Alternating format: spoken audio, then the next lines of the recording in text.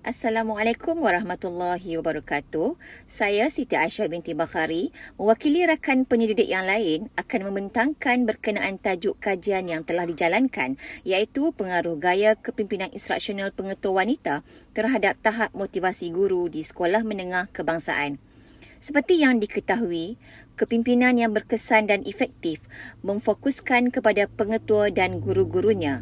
Di peringkat institusi pendidikan, gaya kepimpinan seseorang pengetua memainkan peranan yang sangat penting kerana ianya dapat mempengaruhi hala tuju kejayaan dan juga kecemerlangan sesebuah institusi pendidikan. Maka, untuk merealisasikan hala tuju kecemerlangan itu, seseorang pengetua perlu mempersiaga dan menguasai setiap dimensi kepimpinan instruksional agar dapat meneraju dan membimbing proses pembelajaran yang berkesan kepada guru, sekaligus dapat meningkatkan kompetensi guru dan pembentukan sekolah yang lebih efektif. Tidak dapat kita nafikan bahawa kualiti kepimpinan sekolah merupakan faktor berasaskan sekolah yang kedua terpenting selepas kualiti guru dalam menentukan keberhasilan murid. Di Malaysia, kepimpinan instruksional mula mendapat tempat di kalangan pengetua sekolah kerana ianya amat signifikan dalam melahirkan sekolah yang berkesan. Berdasarkan kepada anjakan kelima dalam Pelan Pembangunan Pendidikan Malaysia PPPM 2013 hingga 2025, di mana setiap sekolah akan menempatkan pengetua berprestasi tinggi yang sentiasa gigih dalam matlamatnya untuk meningkatkan keberhasilan murid dari segi akademik dan bukan akademik. Sejak kebelakangan ini, kebolehan dan keupayaan pengetua wanita tidak kurang hebatnya, malah ia setanding dengan kebolehan pengetua lelaki. Walau bagaimanapun, keupayaan mereka menjalankan tugas kepimpinan di sekolah berkemungkinan diragui oleh guru-guru bawahan, terutama guru-guru lelaki. Keraguan ini memberi kesan terhadap kepercayaan dan juga kebolehan serta kerjasama yang diberikan. Lanjutan daripada itu, maka skop kajian ini telah dikecilkan untuk mengkaji pengaruh gaya kepimpinan instruksional pengetua wanita terhadap tahap motivasi guru di sekolah menengah kebangsaan daerah seberang Perai Tengah. Melihat pada paparan skrin, dalam kajian ini menggariskan 3 penyataan masalah, iaitu yang pertama, keberkesanan kepimpinan instruksional pengetua wanita di sekolah menengah kebangsaan. Kedua, perbezaan gender di kalangan pemimpin yang menimbulkan tanggapan yang berbeza. Dan yang ketiga, perspektif gaya kepimpinan instruksional pengetua wanita terhadap tahap motivasi guru. Terdapat 4 objektif kajian. Yang pertama, mengenal pasti tahap amalan gaya kepimpinan instruksional pengetua wanita di sekolah menengah kebangsaan daerah seberang Perai Tengah.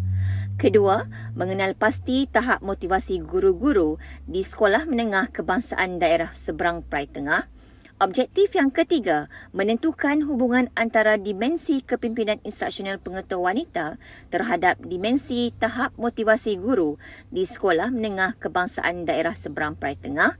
Dan objektif yang seterusnya, mengenal pasti peramal terbaik kepimpinan instruksional pengetua wanita terhadap tahap motivasi guru. Bagi metodologi kajian ini, kaedah kajian yang dijalankan meliputi reka bentuk kajian, populasi, sampel kajian dan teknik persempelan, instrumen kajian, kajian rintis, kebolehpercayaan dan kesahan instrumen kajian, kaedah pengumpulan data dan kaedah menganalisis data.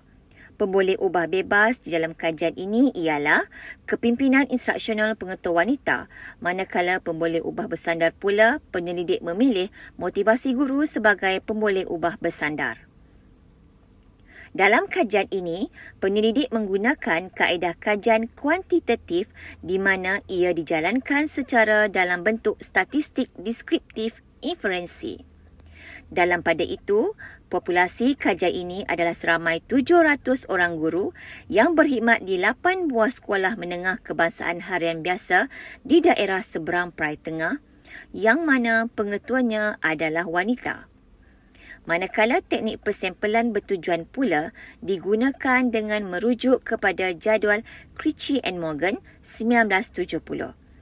Persempelan bertujuan ini adalah di mana keadaan pengkaji sengaja memilih sampel dengan tujuan untuk mendapatkan jumlah sampel yang mewakili populasi.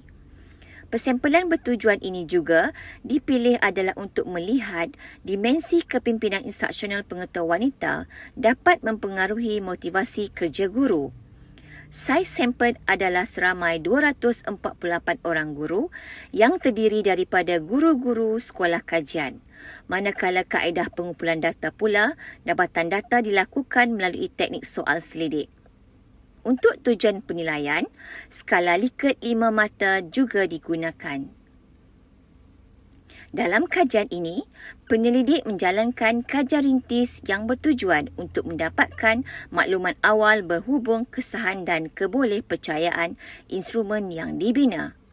Penghasilan teknik data yang digunakan di dalam kajian ini ialah dengan menggunakan perisian SPSS versi 27.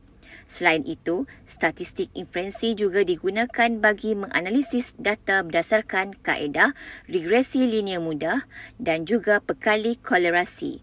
Digunakan untuk membuat generalisasi mengenai satu populasi berdasarkan data yang diperolehi dari sampel. Seterusnya, kita pergi kepada dapatan kajian. Dapatan daripada kajian yang dibuat menunjukkan dimensi kepimpinan instruksional pengetua wanita berada pada tahap tinggi dengan skor min 4.1680. Dapatan kajian juga menunjukkan skor min bagi motivasi guru adalah 4.33. Analisis korelasi Pearson menunjukkan dimensi kepimpinan instruksional pengetua wanita kedua mempunyai hubungan yang signifikan dan yang paling tinggi terhadap tahap motivasi guru. Manakala dapatan kajian seterusnya iaitu ujian regresi linear mudah pula menunjukkan kepimpinan instruksional pengetua wanita adalah peramal terbaik yang signifikan terhadap motivasi guru.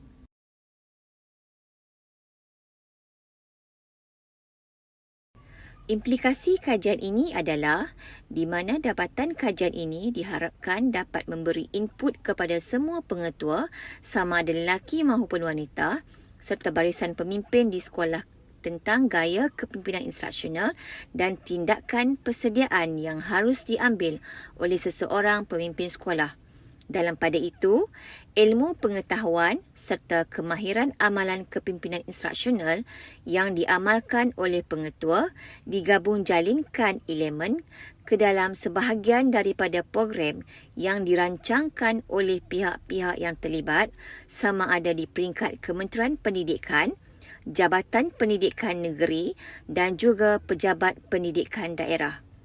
Dapatan kajian ini juga diharapkan dapat membantu menjadi penyalur ilmu serta platform refleksikan diri tentang amalan kepimpinan instruksional pengetua wanita khususnya di sekolah-sekolah kajian.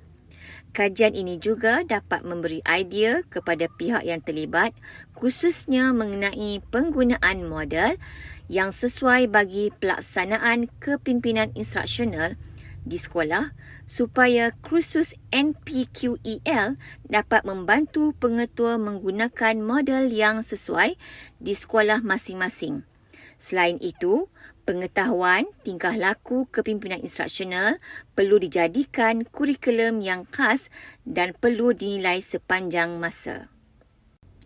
Kesimpulannya, kajian ini menunjukkan pengaruh kepimpinan instruksional pengetua wanita terhadap motivasi guru adalah pada tahap tinggi. Implikasi kajian ini juga menunjukkan pendekatan kepimpinan yang bersesuaian dapat meningkatkan motivasi guru. Pengetua yang berkompetensi tinggi sentiasa mengamalkan pengurusan yang berkualiti serta cakna terhadap sebarang perubahan yang berlaku. Sekian, terima kasih.